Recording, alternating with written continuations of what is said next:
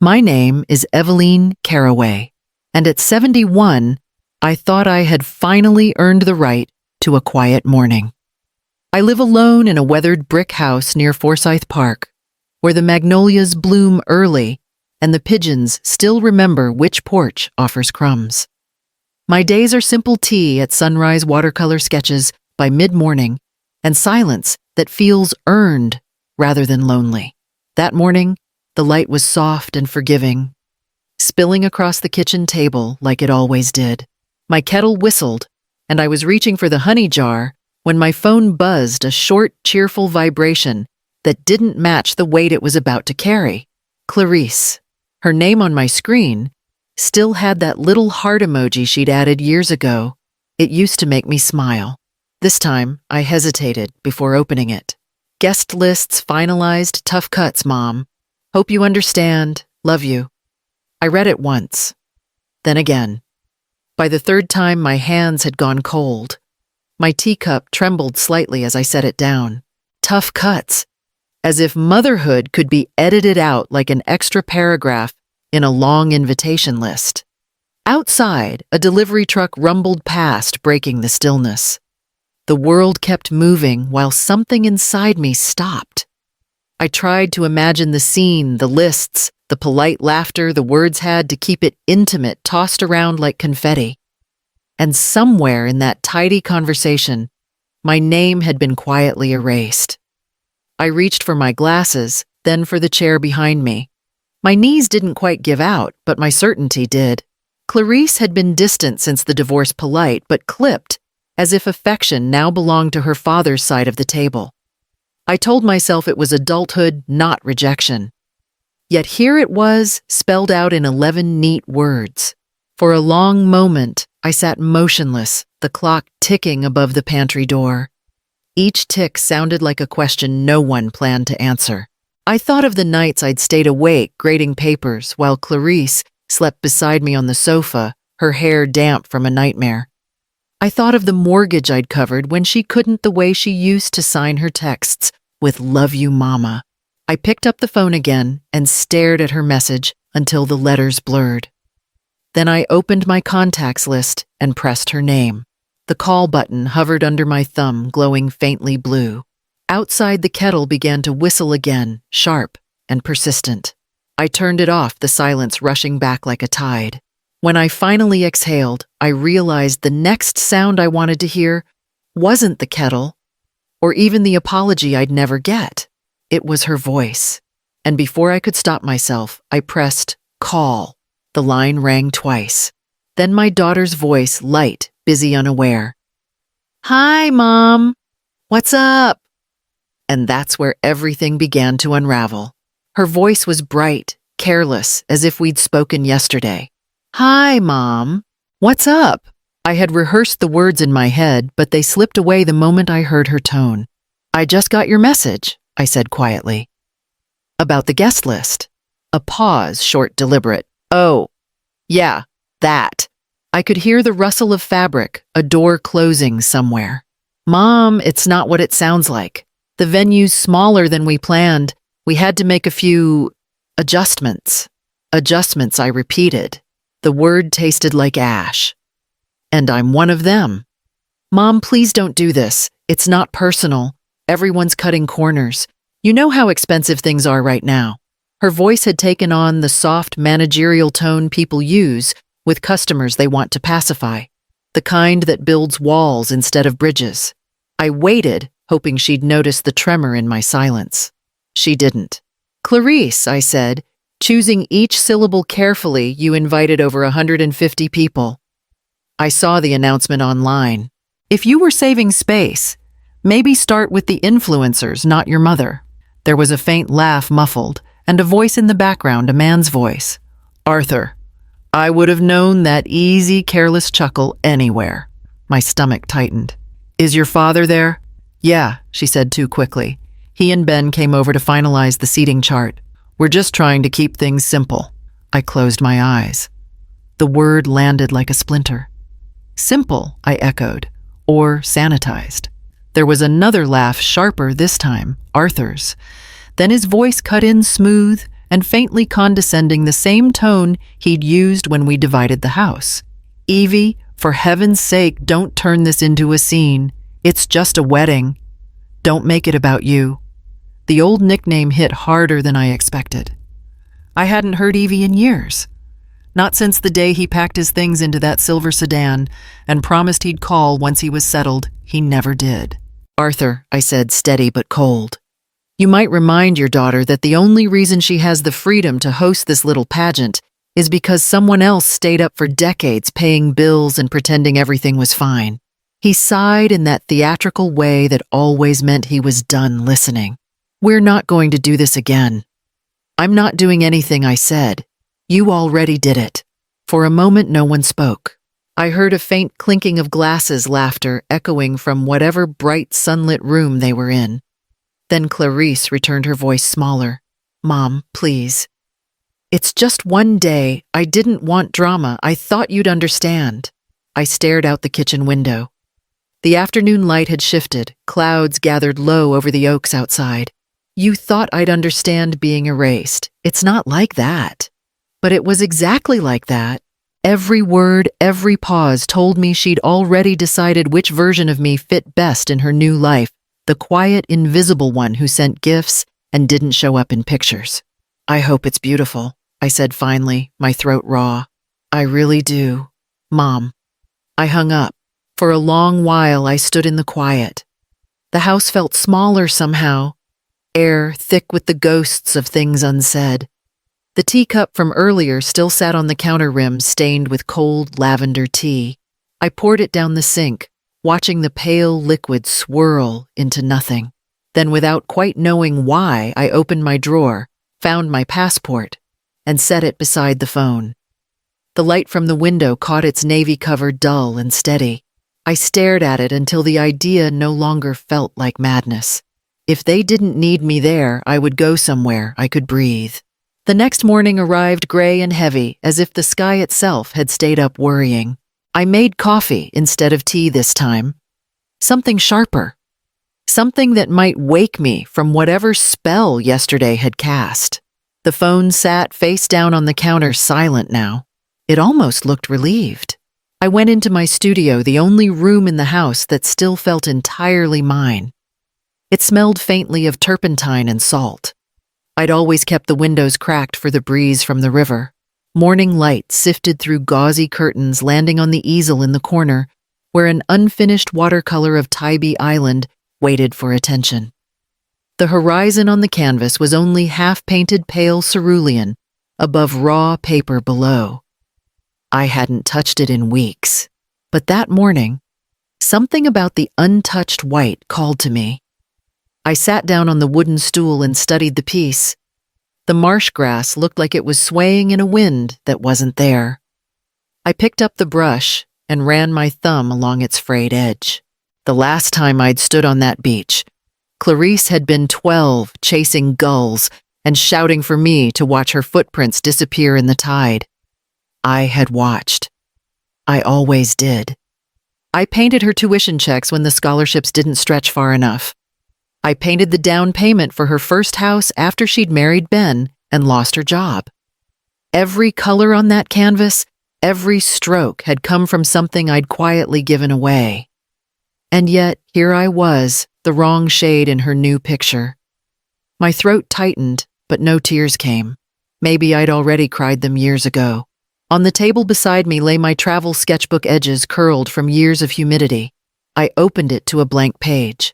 My hand moved before my mind caught up, sketching the faint outline of an airplane, small, deliberate, ascending into white space. The idea wasn't new. I'd imagined taking a trip for years, always stopping myself with reasons that sounded responsible. Who would water the plants? Who would feed the stray cat that visited my porch?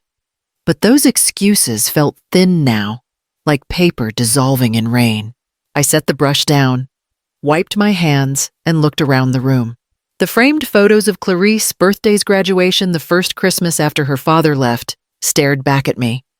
I took one from the shelf, the one where she's wearing a blue dress and braces grinning too wide. Her arm was looped through mine then, before pride and distance replaced it. I traced the edge of her smile with my fingertip. "You grew up fast," I whispered. Faster than I knew how to hold on. The light shifted across the floor, inching toward the door. I stood feeling something unfamiliar, steady, almost calm. Maybe it wasn't anger I felt anymore. Maybe it was clarity. I gathered the scattered brushes, rinsed the cup, and placed the Tybee painting near the window to dry. The sea on the canvas shimmered faintly in the light, unfinished, but alive. It looked like possibility. In the corner, an old leather suitcase leaned against the wall. It had belonged to my mother, the one she used when she left Alabama for New York to study nursing. She never went back. I pulled it out, brushed off the dust, and set it on the studio floor. The sound of the latch clicking open was soft, but certain. I didn't need to think any further. I already knew where I would go back to Tybee, the island that still remembered me even when my own family didn't. Outside, the wind picked up, carrying the faint scent of rain and river salt. I closed the sketchbook, slipped it into my bag, and let the studio light fade behind me. The suitcase clicked shut just after dawn. I had packed it the way I used to prepare lesson plans. Neat, deliberate, as if order could protect me from chaos. The house was still and gray, the kind of quiet that hums before a storm. I locked the door, turned once toward the magnolia tree in the yard, and whispered goodbye, like it could hear me. At the Savannah Hilton Head Airport, the air smelled faintly of coffee and jet fuel. Families clustered at the ticket counters, children in bright sneakers dragging stuffed animals by the arm. I stood in the security line with my passport and one small carry-on. The agent gave me a polite nod, but I hesitated before stepping forward. The hum of the terminal faded for a moment, replaced by a memory so vivid it felt like a trick of the light. Clarice, 10 years old, stood right where I was, now clutching my hand before her first solo flight to visit Arthur for the summer. She had been scared to let go. I'd knelt down, brushed her hair behind her ear, and promised I'd be waiting right here when she came back. She'd turned once before. Boarding waved and mouthed, "Love you, Mom." I had waved back through the glass. That moment replayed now like a photograph left too long in the sun, edges blurring, colors fading. A woman behind me coughed, snapping me back to the present. The agent gestured again. I handed over my ID, stepped through security, and gathered my things on the other side. My shoes squeaked softly against the tile as I walked toward the gate. It wasn't guilt that followed me now. Not exactly. It was something quieter, a pulse of regret for all the times I'd chosen patience instead of boundaries. But with every step toward Gate 12, that feeling grew lighter, as though it too was waiting to board. The flight to St. Thomas was half full. I took a window seat and tucked my sketchbook into the pocket ahead of me. When the plane lifted off, the city below shrank into a patchwork of roofs and trees, the river gleaming like a silver thread. I pressed my hand to the glass as if I could leave my old life below with the clouds. 30 years since my last real vacation. 30 years of waiting for permission that was never going to come. Somewhere over the Atlantic, the attendant offered drinks. I asked for sparkling water and a lemon slice. The bubbles rose and burst against the rim, tiny and stubborn. I thought of how Clarice used to call them happy pearls when she was little. By the time we descended through the haze, the sunlight had shifted to gold. The Caribbean opened beneath us, vast, blue, endless. I felt something in my chest loosen. The plane touched down, and the cabin filled with the rustle of seatbelts and the shuffle of people eager to return to someone. For once, I wasn't returning anywhere. I was simply arriving. Customs was quick. The airport was small and bright, painted in soft coral tones. Outside, a driver held a cardboard sign with my name. "Ms. Carraway," he asked. I nodded, and he led me to a small white van that smelled faintly of coconut and salt. We drove along a winding coastal road where the sea kept flashing between palm trunks like a secret trying to be seen. I rolled the window down, letting the wind sting my eyes. Maybe it was the salt air, Or maybe it was relief, finally finding its way out. At the hotel, I checked into a modest room overlooking the harbor. The bedspread was floral, the balcony small, but the view was perfect boats, rocking gently under a honey-colored sky. I set my bag down, took out my phone, and opened my small art page. My hands didn't shake as I typed the caption, beneath a photo of the horizon. Turns out peace fits better than pity. Then I set the phone aside, stepped onto the balcony, and let the wind carry the last of Savannah's noise out to sea. The first thing I noticed was the color blue, but not the kind I'd ever painted. It wasn't sky blue or ocean blue. It was the blue of something alive, shifting and breathing. The air itself seemed to shimmer with salt and sunlight. The taxi wound through a narrow road lined with bougainvillea, and when it stopped before a low white inn tucked behind palms, the driver smiled and said, "Welcome to St. Thomas, ma'am. You picked the quiet side." Quiet was exactly what I wanted. Inside the inn, the walls were painted pale coral, the kind that reminded me of worn seashells. A woman in her late 60s appeared from behind the counter, her silver hair twisted into a bun that didn't seem to care about symmetry. "Mrs. Carraway," she asked, her voice smooth and lightly accented. "I'm Lucienne Taillard, owner here. Welcome home, at least for a little while." Home. The word lingered longer than it should have. Lucienne led me to my room, a small suite with wooden shutters that opened directly toward the beach. Beyond the veranda, white sand melted into a horizon so bright it looked unreal. I set my suitcase on the floor and exhaled for what felt like the first time in months. My phone buzzed on the nightstand. 2 messages, then 3 more. I didn't need to look to know who they were from. The thought of Clarice's name lighting up my screen sent a small tremor through my chest, equal parts longing and exhaustion. I turned the phone face down. The silence that followed felt heavier than it should have, but it was mine. That evening, as the air cooled and the scent of jasmine drifted through the open shutters, Lucienne knocked softly and appeared holding a bottle of wine and 2 glasses. "You look like someone who hasn't sat still in a long time," she said. "Come. The porch is better at sunset." We sat on the wide veranda where the boards creaked beneath our chairs. The wine tasted of citrus and salt, the kind that goes down easy but stays warm in the chest. Lucienne didn't ask questions. She just watched the horizon with me, letting the silence work like medicine. When the sky began to darken, I took out my travel sketchbook. The first page still held that tiny airplane I'd drawn back home. On the next, I traced a line of water meeting sand, letting my hand follow the rhythm of the tide below. The drawing didn't need to be perfect, only true. I wrote beneath it, "No one can uninvite me from my own peace." The words looked fragile in the fading light, but they steadied something inside me. For the first time in years, I wasn't reacting to anyone. I wasn't explaining, proving, or fixing. I was simply sitting, breathing, existing under a sky that asked for nothing in return. Lucienne stood collecting our empty glasses. "Tomorrow," she said gently, "you should walk to the market. There's a man who sells hand-carved shells. They make good company." I smiled, the corners of my lips aching from disuse. "Maybe I will." After she left, I lingered on the porch. The wind carried the faint hum of waves and crickets, a kind of music that didn't need words. I watched the horizon until the last line of blue disappeared into night, the sound of the sea filling the spaces my family used to occupy. The morning began with the soft hiss of waves curling along the shore and the steady rhythm of ceiling fans spinning above me. The peace I had carried since arriving was delicate like glass catching the morning light.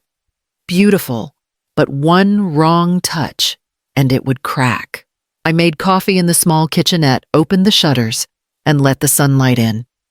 The ocean glittered like a field of silver coins, and for a moment it was enough. But when I reached for my phone habit, nothing more the world I'd left behind came rushing back. My last post, The photo of the St. Thomas horizon with that caption had traveled further than I expected. Turns out peace fits better than pity. There were dozens of likes, a handful of heart emojis, and then the comments. My cousin Marjorie had written, "Didn't know you weren't invited, Aunt Evie." That's awful. Someone else added a string of shocked faces. Another cousin simply wrote, "She did what?" Then came the stories. One of Clarice's bridesmaids, an acquaintance from years ago, had tagged me by mistake in a video from the bridal suite. Laughter, clinking glasses, and a caption that read, "Bride-to-be, stress. But we're surviving." I scrolled further and saw Clarice's face smiling in that carefully filtered way that makes everyone look happy. Her makeup was perfect. Her friends radiant. My stomach tightened, not with anger, but something far quieter, a mix of disbelief and old tenderness that I didn't want anymore. I turned off the phone, placed it face down on the counter, and tried to focus on the sound of the waves again. But the peace had already started to slip through my fingers. The image of her laughing my daughter, who once built sandcastles by my feet and cried when the tide took them, lingered behind my eyelids. I picked up my sketchbook, flipped to a blank page, and tried to draw the water. The lines came out uneven. My hand wouldn't steady.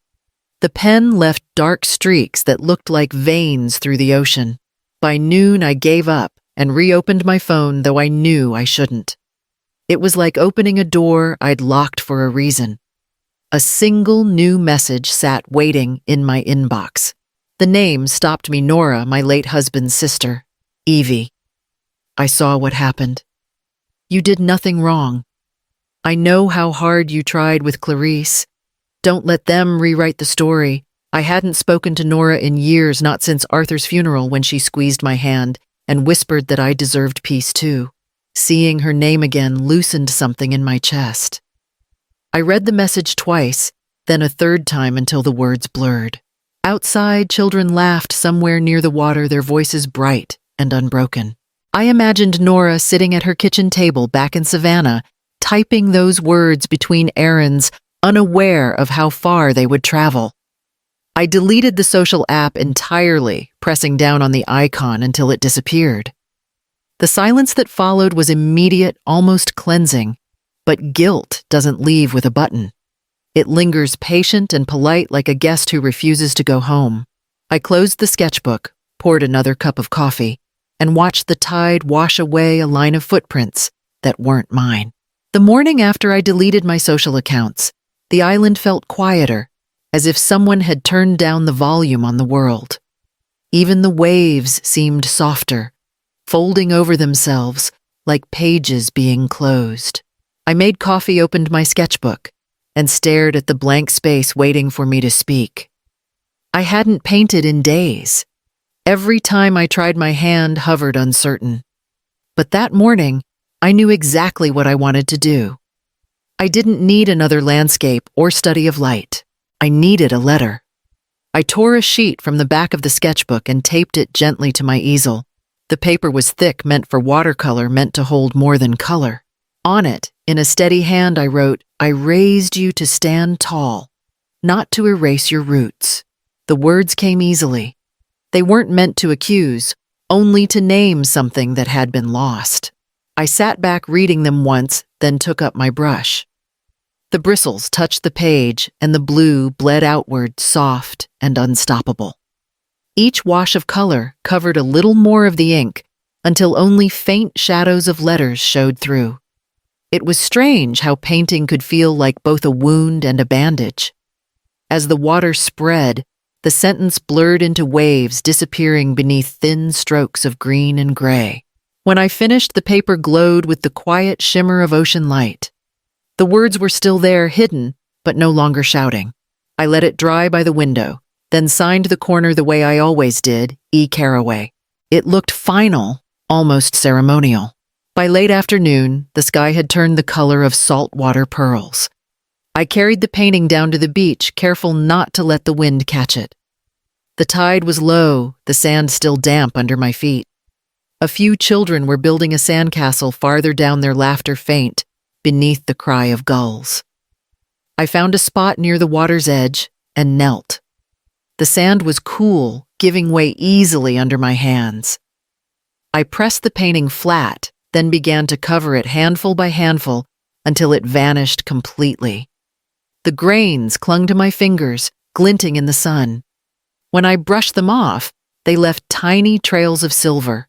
For a moment, I thought of Clarice, how she used to write little notes to me and bury them in the garden when she was small, believing they'd grow into something. Maybe this one would too, in its own way. The water crept closer, foam curling around the spot where the paper slept. I stood, letting the wind push at my hair, and breathed in the scent of salt and sugarcane. Something inside me, something coiled and brittle, unwound just a little. When the first wave reached my feet, I didn't step back. It spread cool over my ankles, pulled away, and came again. With each retreat, it took a little more of the ache with it. Lucienne passed by a few minutes later carrying a basket of driftwood. She waved but didn't approach. She had the kind of intuition that didn't need explanations. I watched her disappear down the beach, her figure framed against the blazing horizon. When the tide finally covered the buried painting, I whispered a quiet thank you to the water, to the island, to whatever invisible thing had given me the courage to let go. Then I turned back toward the inn sand clinging to my feet, the weight in my chest lighter than it had been in years. The ocean had taken the letter, but it had left me with something else, room to breathe. The morning began with the sound of bells. They floated on the breeze from the harbor, soft but steady, carried over the palms and into my room like a memory that didn't belong to this place. For a moment, half asleep, I thought they were Savannah's church bells, the same ones that used to mark Sunday mornings when Clarice was little. Then I remembered where I was. St. Thomas, the island, the distance I had chosen. I sat up the sheet cool against my skin and let the sound linger. Bells on a Saturday. It had to be her wedding day. Outside, the light was just breaking open across the water. Pink and gold streaked the horizon, the sea turning from gray to a color I couldn't name. I poured myself a glass of water from the bedside carafe and stood by the window watching the light rise higher. The air smelled faintly of sugar and salt, the kind of sweetness that can't be bottled. My phone, lying silent on the table, buzzed once. Then again. Then continuously until the sound became almost rhythmic, matching the pulse of the bells. I didn't need to check to know what it was. Family group messages, photos, tags, the polite flood of happiness that happens online when people witness a celebration they're not part of. I turned the phone face down. It could wait. Instead, I picked up the hotel phone and ordered breakfast in bed. 10 minutes later, a young man in a crisp white shirt brought in a tray of fruit croissants and a pot of strong coffee. He set it on the balcony table, smiled shyly, and disappeared before I could thank him twice. I ate slowly, tearing the croissant into pieces, watching pelicans dive into the glittering water below. Every sound felt distant, almost muffled, as if the world had agreed to keep its voice down just for me. After breakfast, I took my watercolor kit from the nightstand. The paper was already taped to the board from the night before. I wet the brush, touched it to a pool of gold, and began painting the horizon I'd just watched. The strokes came easily, almost tenderly. The colors spread like breath on glass, soft, deliberate, forgiving. Halfway through, I paused and leaned back. There, in the middle of the page, a pale band of light separated sea from sky. I left it untouched. It reminded me of distance, the space between what is said and what is understood between mother and daughter. The bells continued faintly in the distance, perhaps from a small chapel somewhere on the hill. I smiled at the thought. How strange to be here on her wedding morning painting the sea instead of sitting in some crowded pew pretending to belong. The guilt I'd expected to feel never came. In its place was something quieter, heavier, but not unkind.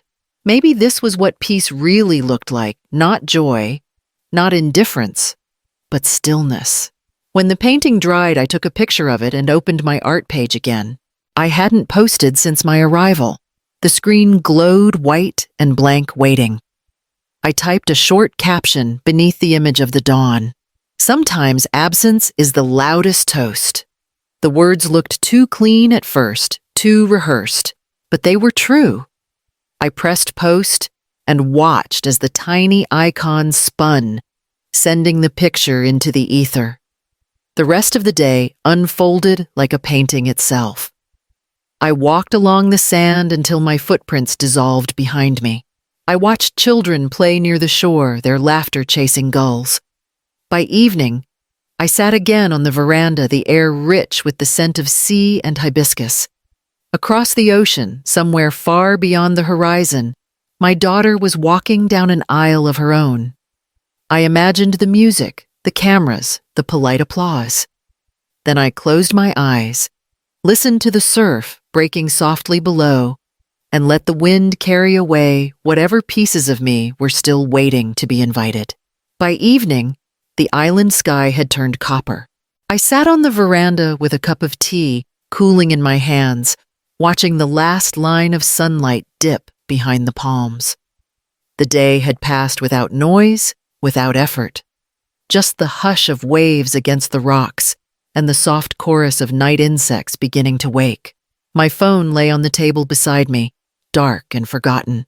I hadn't checked it since morning. Peace had become a discipline, one I wasn't ready to abandon. When the first vibration came, I ignored it. Then another and another sharp bursts that broke the rhythm of the night. The screen lit up with names Arthur, then Clarice, then Nora, 3 missed calls in less than a minute. I let them ring. The next was a message from my cousin Marjorie. "You won't believe this." I stared at the text, feeling a flicker of unease. The last time she'd written those words was after Arthur's affair became public. Before I could decide whether to answer, more messages flooded in. The phone began to sound like a living thing, buzzing, flashing, vibrating against the wood of the table.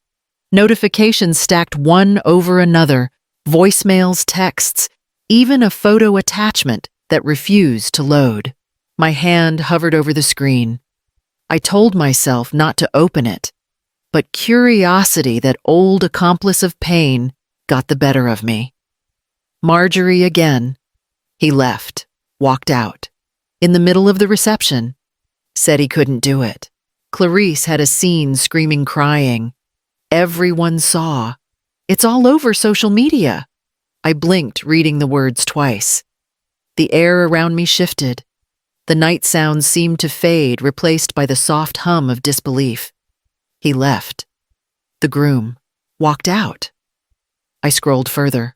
The story unraveled in fragments, snatches of overheard conversations, frantic retellings.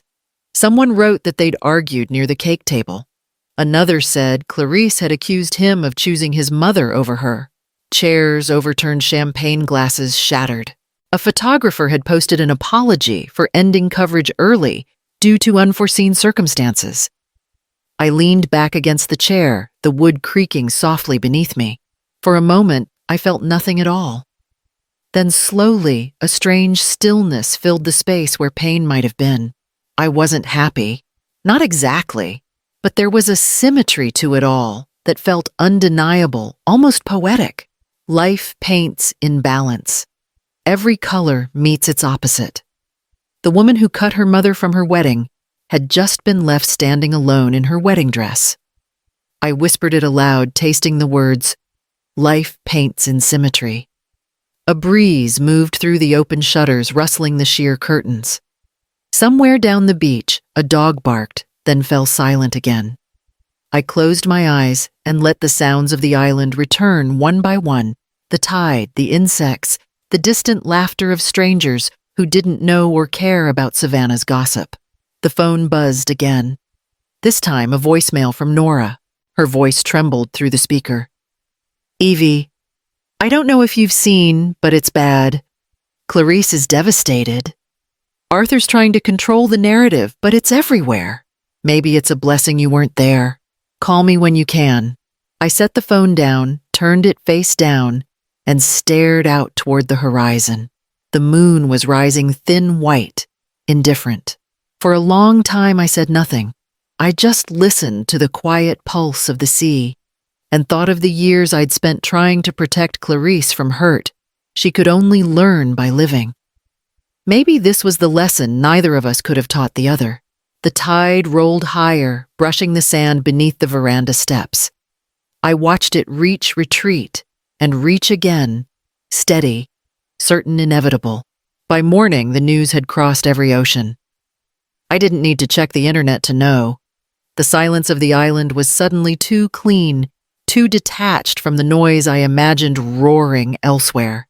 My phone blinked with missed calls like small red wounds across the screen.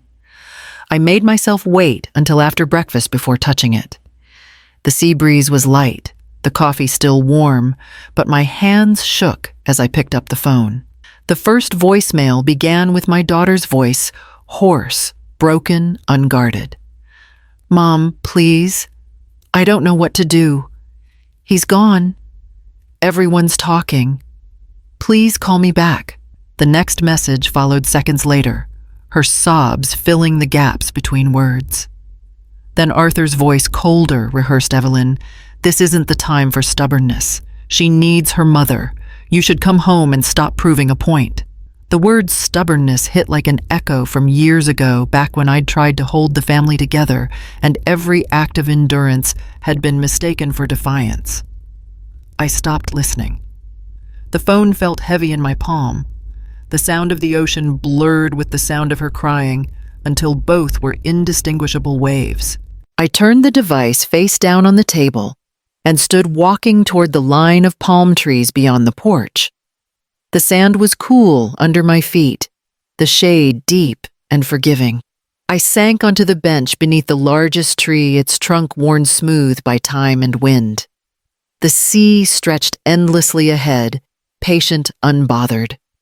I tried to picture Clarice, what her face must look like now, red and swollen from tears, the white of her dress ruined by salt water or wine. A part of me wanted to hold her, to remind her she was still capable of standing.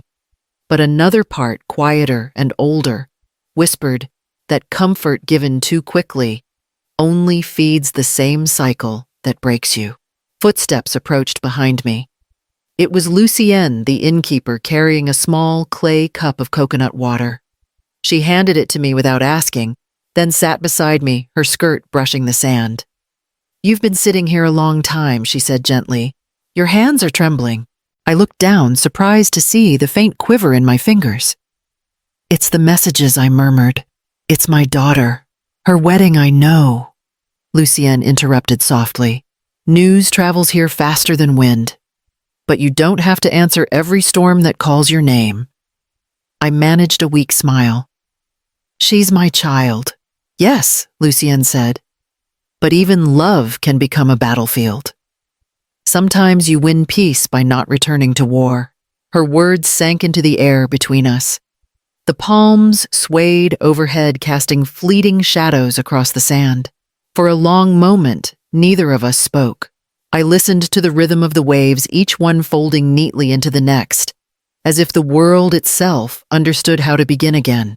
When Lucienne finally stood, she touched my shoulder briefly, then walked back toward the inn, her figure dissolving into the light. I stayed where I was, the sea wind pressing against my skin, my heart caught between the ache of motherhood and the fragile serenity I'd fought to find. The phone buzzed again on the table behind me, but I didn't move. Instead, I closed my eyes and let the sound blend with the wind, both of them calling, both of them fading. That night, the air was still, the sea quiet, except for the rhythmic push of waves brushing the sand below my balcony. I sat at the small desk in my room, the lamp casting a soft circle of light around the phone in front of me. Its screen glowed faintly, the missed calls and messages stacked like unanswered prayers. I knew I couldn't ignore them forever. Silence had been my shield, but it was also a kind of weight. I unlocked the phone and opened the message thread with Clarice. The last text I'd sent her was months ago, a simple, "Take care, darling," after she'd mentioned a long work week. Now the thread was filled with her words. "Mom, please pick up. I need you. I don't know what to do. Please don't ignore me." I started typing, then stopped. My thumbs hovered above the screen, unsure of which version of myself should answer. The first draft came out bitter heavy with years of swallowed pain. "You made your choice, Clarice. I hope you understand how it feels to be left out of your own family." I deleted it before the sentence could end. The next was gentler, but too wounded. "I'm sorry for what happened. But maybe now you know what it's like to be erased." I deleted that too. I set the phone aside and leaned back, closing my eyes. The room smelled faintly of salt and hibiscus from the garden below. Somewhere in the distance, music drifted from a bar along the beach, soft jazz, low and unbothered. I thought of all the times I'd taught Clarice that calm didn't mean surrender, that strength didn't always come from raising your voice. When I opened my eyes again, I knew what to say. My fingers moved slowly, deliberately. "Clarice, I love you. I'll talk when respect replaces convenience. No anger, no accusation. Just the truth, clean and final." I read it twice before pressing send. The message disappeared into the glowing blue bubble crossing whatever invisible distance still existed between us. I didn't wait for her reply. I went straight to my settings and turned off every notification. No vibrations, no sounds, no banners flashing across my screen. For the first time in years, I didn't need to be reachable. The silence that followed wasn't empty. It was full. It hummed softly like the sea after a storm, steady and alive. I walked out onto the balcony. The moon hung low, caught between drifting clouds. The water below shimmered silver, endless, and calm. I rested my hands on the railing, the metal cool under my palms, and felt the tension in my body begin to ease. Behind me, the phone stayed dark. Whatever came next would come on my terms. A gust of wind lifted the curtains, filling the room with the scent of the ocean. I breathed it in deep and slow, the air settling somewhere behind my ribs. Then I turned out the lamp, leaving only the moonlight and the steady rhythm of the tide to keep me company. The sun woke me gently, slipping through the thin white curtains, like a guest trying not to disturb. The air was cool and clear, touched with the scent of salt and ripe mango from the market below. I stretched slowly, every muscle reminding me that I had finally slept without interruption, without the hum of worry waiting behind my eyelids. On the veranda, breakfast waited a tray Lucienne had left quietly at the door, a pot of coffee, slices of papaya, and a croissant still warm from the oven. I sat in the same chair I had claimed since my first morning here, the one angled just enough to see both the sea and the sky. The world had settled into soft rhythm again, neither asking nor expecting anything from me. My sketchbook lay open beside the plate. The paper was warped from the island's humidity edges, curled like petals. I picked up my pencil and began tracing the outline of a seagull gliding across the horizon. Its wings were uneven, one stretched wide, the other tucked close to its side. I shaded the space around it, imagining the lift of air that kept it afloat despite imbalance. Halfway through the drawing, I caught myself smiling. Maybe love didn't need perfect symmetry. Maybe all it ever required was persistence, the willingness to keep flying, even if one wing no longer matched the other. The breeze lifted the pages, flipping them back to older sketches. Watercolors of the beach, the palms, the letter I'd painted and buried under the sand. Every image carried a small echo of something I'd released. I closed the book gently and took a sip of coffee. It was stronger today, darker. I liked it that way. A few minutes later, Lucienne appeared on the steps below the veranda, carrying her own mug. "You're quiet this morning," she said, smiling. "That's either peace or trouble." "Peace," I answered. or something that's learning to become it. She nodded as if she understood, then disappeared down the path toward the kitchen garden. Her footsteps faded into the rustle of leaves, leaving me alone again with the sea. I reached for my phone out of habit rather than need. The screen was clean, no new messages, no flashing icons. Curiosity tugged at me. Against my better judgment, I opened my browser and typed Clarice's name. The search loaded quickly, pulling up the familiar social profiles. But something was missing. Her wedding photos were gone. Every image, every tag, every smiling caption had vanished. The profile looked stripped bare, quiet, as a room after a storm. For a moment, I just stared. Then I closed the screen and placed the phone back down face first against the table. I didn't feel triumphant, only still. The sea below shimmered with afternoon light, each wave folding into another. Somewhere in that rhythm was a lesson I was only beginning to understand. Not every absence is a wound. Some are simply spaces cleared for breath. I picked up my pencil again and added a faint line beneath the seagull, a trace of wind, invisible but real. When I was done, I signed my initials in the corner, the same way I always did. From the beach, I could hear laughter tourists arriving, starting their vacations, stepping into the same sunlight I'd found refuge in. Their joy sounded simple, unburdened. I didn't envy them. I just felt grateful to finally share the same sky without carrying the weight of proving I deserved it.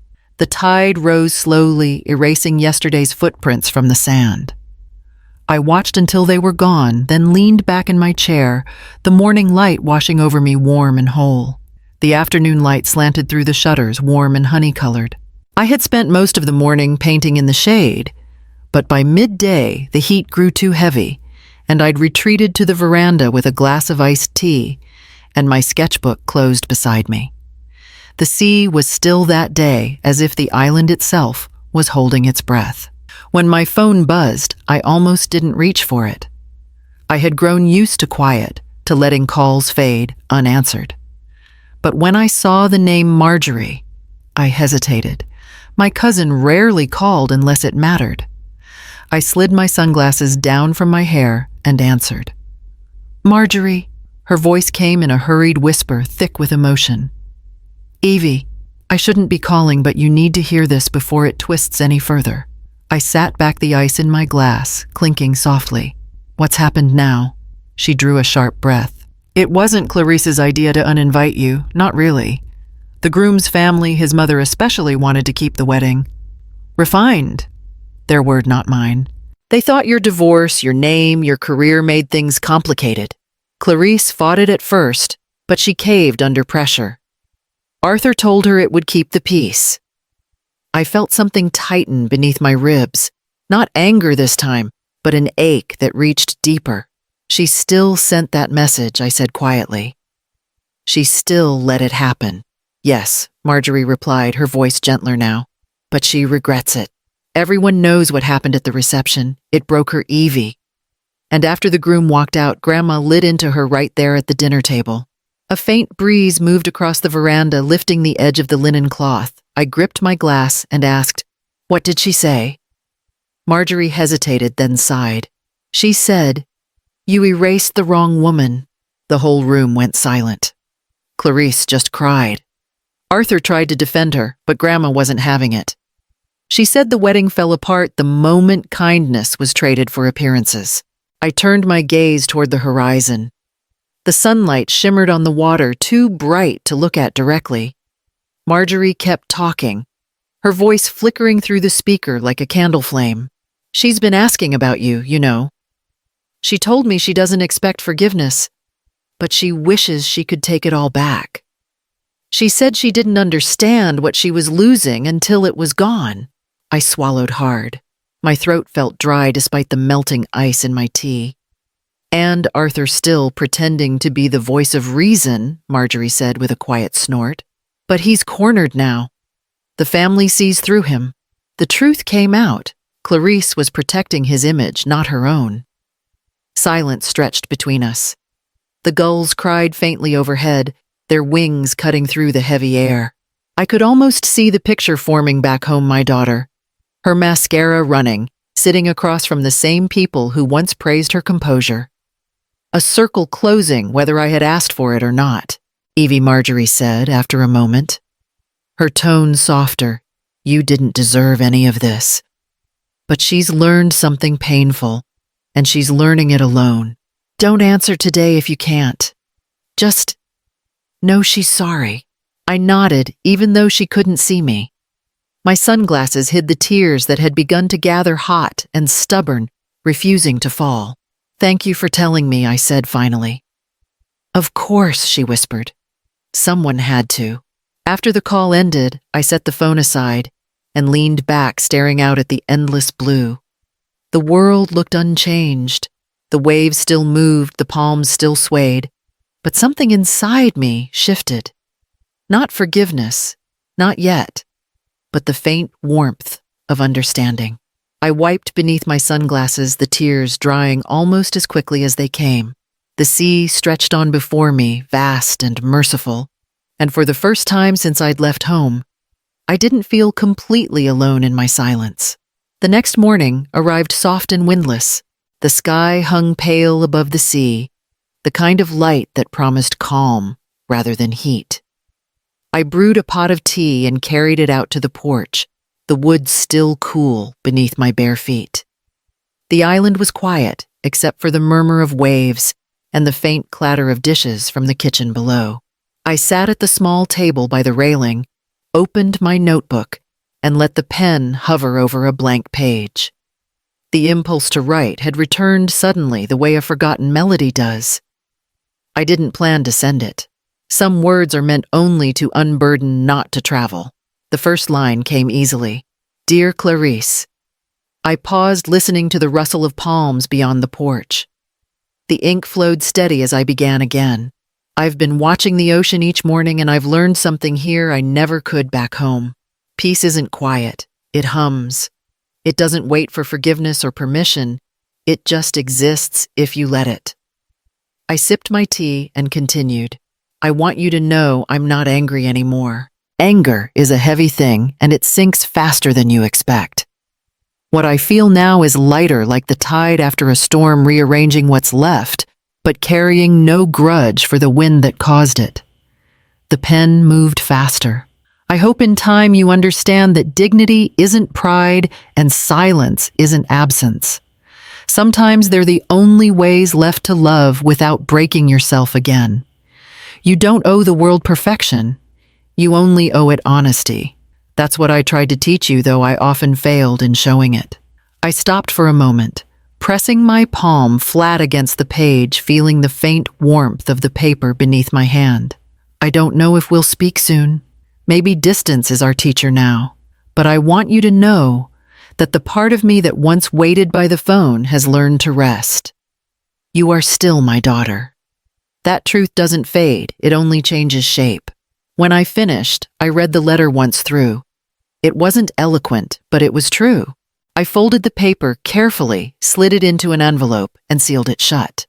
From the porch railing, a conch shell caught the morning light, its pink interior glowing faintly like a heartbeat. I lifted it, placed the envelope beneath, and set the shell back down, anchoring the words to the island that had taught me how to keep them without bitterness. For a while I sat there listening to the rhythmic hush of waves and the slow turning of wind through the palms. The letter would stay where it was unsent, unseen, but alive in its own quiet way.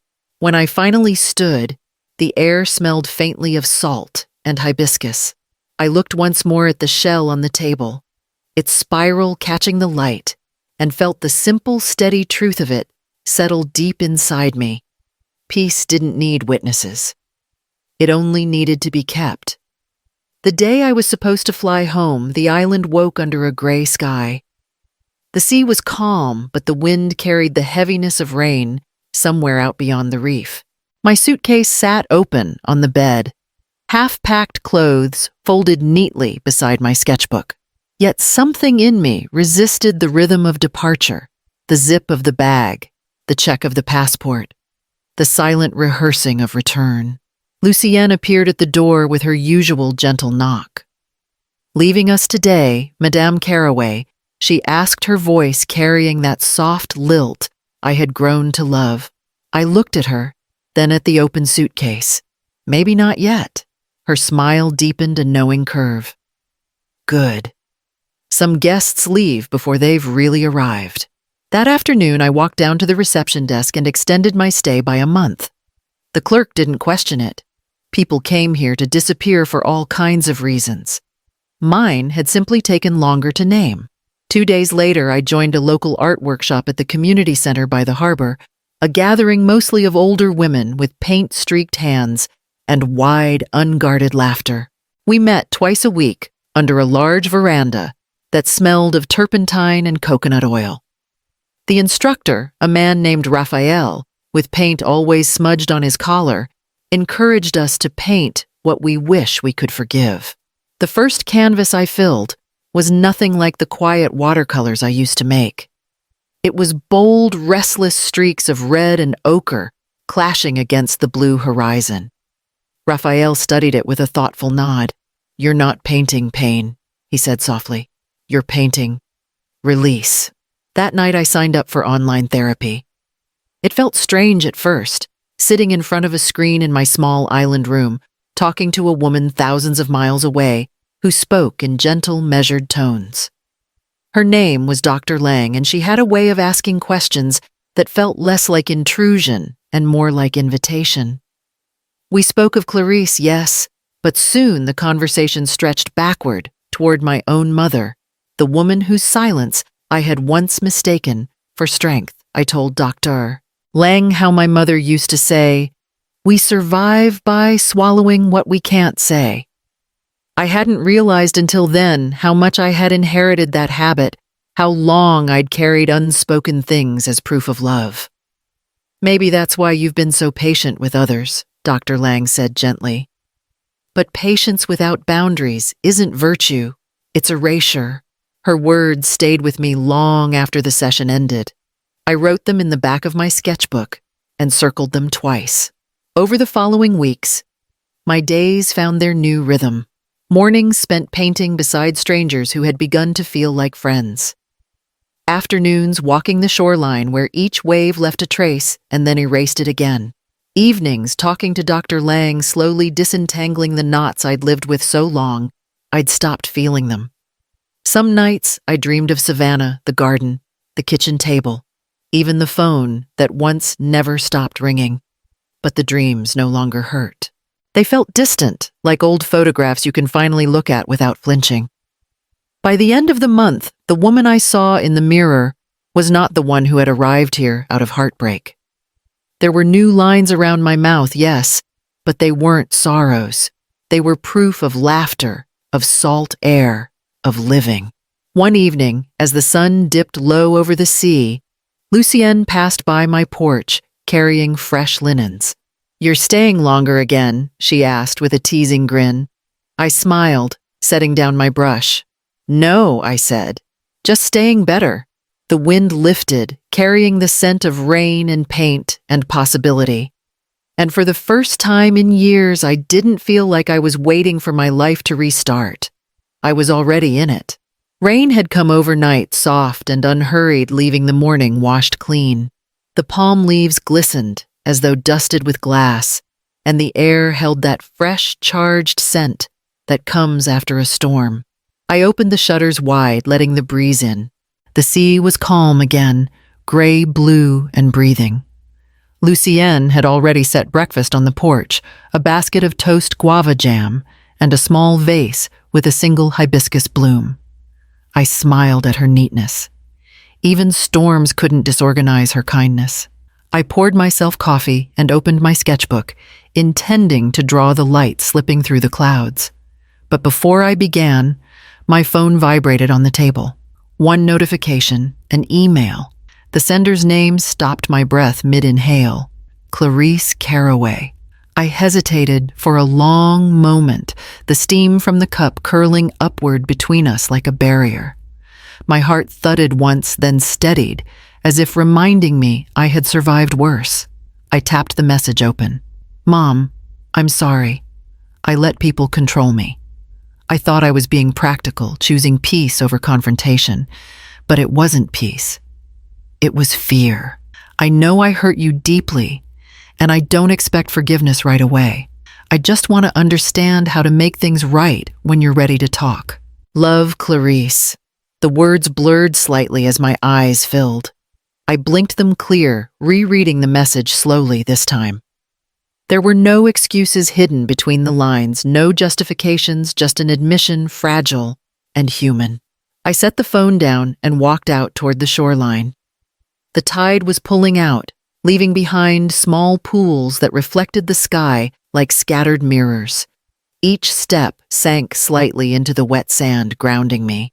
For weeks, I had practiced stillness, practiced letting silence answer what anger once would have. But forgiveness, it wasn't silence. It was a language I hadn't spoken in years.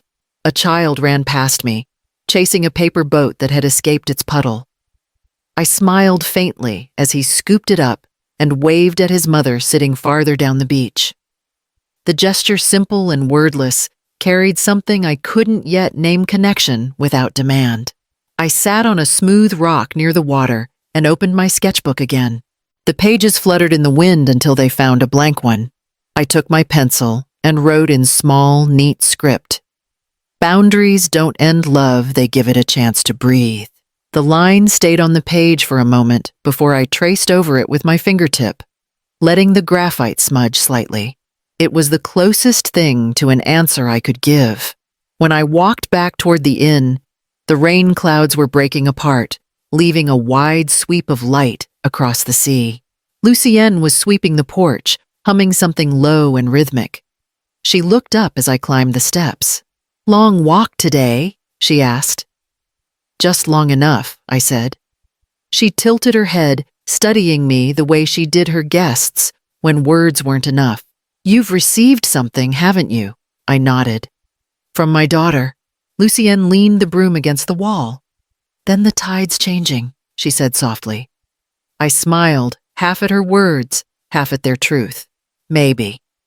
But I'm not running to catch it this time. That evening, as the sun dipped low, I reread Clarice's email once more. I didn't reply. Not yet. Instead, I closed my laptop and sat by the window, the sky fading from gold to violet. There would be a day for answers, a day for words spoken across a table rather than typed across distance. But not today. Today was for breathing in what I had rebuilt: my calm, my space, my quiet courage. I left the sketchbook open beside me. The sentence stared back solid and unshaken like the line between sea and sky at dusk. Boundaries, love, and air, each needing the other to exist. The wind had a gentler sound now. It moved through the porch like a voice half-remembered touching the wind chimes that hung above the railing, small, uneven shells I'd strung together from my days on St. Thomas. They rang softly, never the same twice.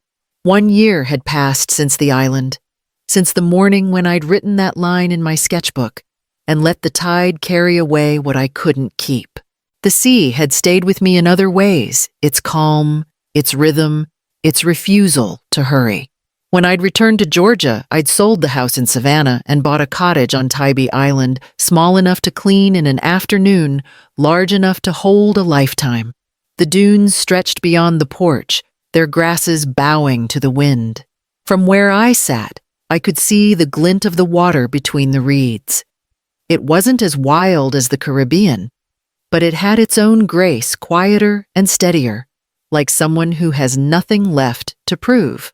A knock came at the screen door. It was Mrs. Dennison from the Art Center downtown, her cheeks flushed with excitement. Evelyn, they've announced the winners, she said, holding an envelope. I smiled. Already? She nodded, pressing it into my hands. Your painting piece fits better. It took first place. They're printing a feature on it for the local paper. Everyone loved the message.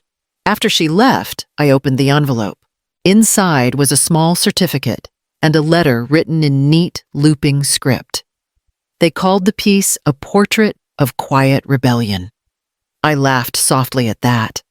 The painting was of the ocean at dawn, a horizon so faint you could barely tell where sea became sky. In the corner, a single shell rested in the sand, a detail no one but me knew was copied from the one that once held an unsent letter. By afternoon, the air turned cooler, and the shadows stretched long across the porch. I brewed tea and sat in my wicker chair, the one with the faded blue cushion. The chimes tinkled above me, the sound mingling with the hush of distant waves. That's when I heard the car tires on gravel. A small silver sedan rolled to a stop by the fence. For a moment, I didn't move. Then the door opened, and Clarice stepped out holding a bouquet of white tulips. She walked slowly toward me. Her shoulders slightly bent against the wind. I stood as she reached the steps. For a moment, neither of us spoke. The tulips trembled in her hands. "They were your favorite," she said softly. "They still are." She handed them to me, and I took them carefully, their stems cool against my palm. There were a dozen, maybe more, each one opening at the edge. She sat down beside me on the porch swing, and the wood creaked beneath our combined weight. We didn't talk about the wedding, or the year in between, or the thousand things that could have been said. Some silences earn the right to stay unbroken. A gull drifted overhead, its cry faint and far away. The chimes moved again, their sound catching the moment. Between us, something fragile, but not broken. Clarice's hand rested on her knee, fingers tapping lightly as if searching for rhythm. Mine lay in my lap, still and steady. The distance that had once felt like a canyon now felt more like a bridge unfinished, but possible. When the light began to fade, she stood and said quietly, "I'll come by again next week, if that's all right." "It is," I said. "It always will be." After she drove away, I placed the tulips in a jar of rainwater and set them by the window. The petals caught the last gold of sunset glowing as though lit from within. The wind swept across the porch once more, ringing the shells above my head. I leaned back in my chair, the air soft on my face, and thought of all the seasons it had taken to reach this quiet. Love raised me. Boundaries protected me. The chimes answered faint but clear as the horizon darkened and the first stars began to bloom above the sea.